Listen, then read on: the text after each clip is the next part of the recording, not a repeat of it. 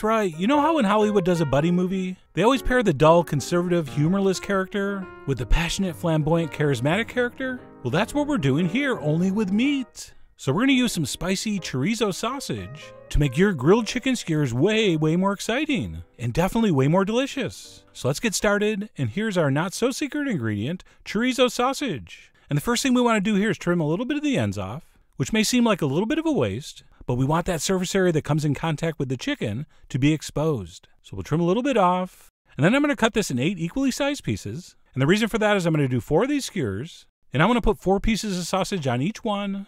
So 2 sausages times 8 will give me 16 pieces. Thank you, New York State Public School System.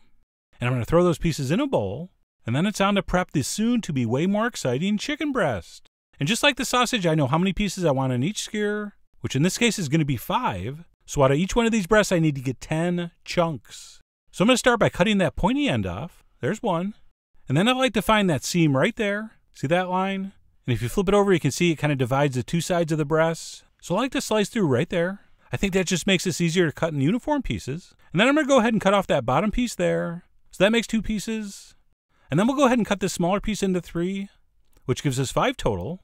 And then we'll just go ahead and cut that remaining piece into 5 more nice chunks, which should give us 10 total.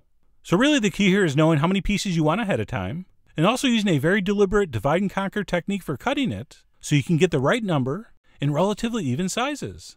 So I did that to 2 breasts for 20 pieces total, and we're going to go ahead and add that to the bowl with our sausage. And then before we go ahead and impale these, we're going to go ahead and season these up. So I'm going to go ahead and add some freshly ground black pepper, and then we're also going to add a nice big spoon of smoked paprika, or as I refer to it, the bacon of spices. And the one I'm using has a little bit of heat to it, kind of spicy, so I'm not going to add any additional cayenne.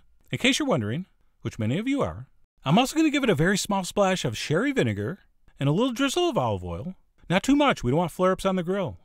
We're also going to need a healthy dose of salt. And then because I had it, I decided to go with a little bit of fresh oregano, which is, for whatever reason, an herb I love with smoked paprika. And then we'll go ahead and give that a thorough mixing, which you'll be enjoying today from not 1 to 3 angles. And by the way, you can season your skewers at any point, but I really think mixing it up with the seasonings like this before you start stabbing them just works so much better. So go ahead and give those a good mix. And when that's done, we're ready to move into the final phase of production. And then the only other things we're going to need are some vegetables. I'm using red onions and red pepper, and some metal skewers. And I'm going to go ahead and make one to show you my system. And you can obviously do these any way you want. And I like to start with a piece of red onion at the base, and then a piece of chicken, and then a piece of sausage. And one of my strategies here is I want every piece of chicken to be up against a piece of sausage at least on one side. That way when it's on the grill, all that beautiful, flavorful fat is going to be right next to that chicken. And then of course we're intermingling the occasional vegetable for color and, I don't know, let's say nutrition.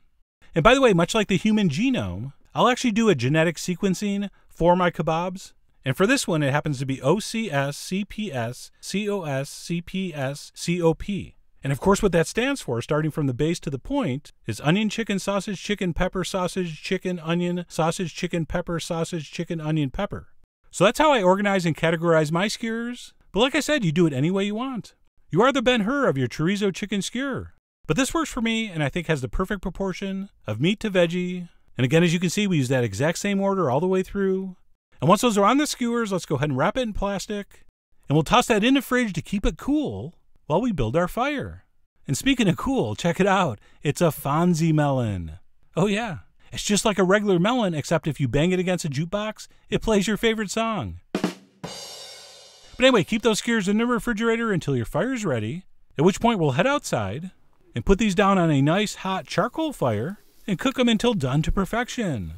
How long is that going to take? I have no idea. I'm going to guess 10 minutes, but that really depends. I think mine took about 8 minutes here, but this fire was dangerously hot. And what I'll do is I'll place them down, and as soon as I can, I'll give them a quarter turn, and I'll just keep doing that until they're cooked evenly on all sides. So I'm pretty much standing there the whole time turning them, moving them around if I have to. And by the way, one reason we didn't put too much oil in that marinade, I don't want flare-ups. Flare-ups are your enemy. You really don't want to see flames when you're grilling. So if that starts to happen or you're just afraid things are getting too hot, close the lid. That's going to slow everything down, so don't be afraid to do that. So I continued cooking mine covered and uncovered until I thought they were done, which was right here. And then we're going to go ahead and pull those off and pretty much eat. And unlike giant chunks of meat that come off the grill, You really don't have to let this rest, but I did want to do one close-up here. And you can see, as I mentioned earlier, that every one of those pieces of chicken has at least one piece of sausage touching it, which hopefully, as you'll find out, does magical things. So I'm going to go ahead and serve one straight away on top of a cold rice and micro arugula salad. Don't worry, it only sounds fancy. And as far as what to serve with this, so many things would work well. But I went very simple with just a lemon wedge, although a nice aioli would be fantastic. And then one pro tip, please withdraw your skewer before trying to eat this. I think you'll find you'll have way fewer puncture wounds. And then I'm going to dig in, and I thought you'd start with the vegetables. Set a good example for the kids. All right, you hear that, kids? I want you to stay in school, eat your vegetables, and get as many neck tattoos as you can afford. And while those veggies were very tasty, I quickly lost interest and headed for that chunk of chicken, which was, as predicted, incredibly delicious. I mean, obviously the seasoning helps, but the way those flavors from the chorizo kind of leak into that chicken is just a beautiful thing. And not only does that sausage flavor the chicken, you get to eat the sausage too. I mean, what a deal. And above and beyond the flavor it lends, because chicken breast is so lean, having that nice fatty sausage alongside, I think helps keep this nice and moist and extra succulent. And who among us doesn't like extra succulence?